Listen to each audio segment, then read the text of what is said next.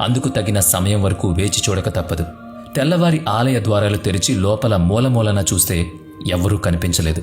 ఉన్నవాళ్లు బయటకు వెళ్లేందుకు వేరే మార్గమూ లేదు. తిరుమల తిరుపతి దేవస్థానం అప్పటి ముఖ్య కార్యనిర్వహణాధికారి శ్రీ పివిఆర్కే ప్రసాద్ ఆయన వెంకటేశ్వర స్వామిపై పలు గ్రంథాలు రచించారు. When I saw Tirupati Balaji అనే పుస్తకంలో ఆయన తన అనుభవాలు గ్రంథస్థం చేశారు. ఈ సంఘటన వివరాలు అందులో లభించాయి. ఆయన ఐఏఎస్ అధికారి. శ్రీ పివి నరసింహారావు ప్రధానిగా ఉన్నప్పుడు ఆయనకు మీడియా సలహాదారునిగాను వ్యవహరించారు.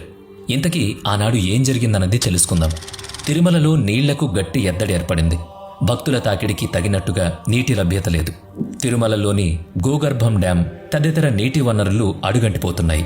తిరుమల నీటి అవసరాలను తీర్చే గోగర్భం డ్యాంలో 1 వారం రోజులకు సరిపడని నీళ్లున్నాయి. చూస్తుంటే వానలు లేవు.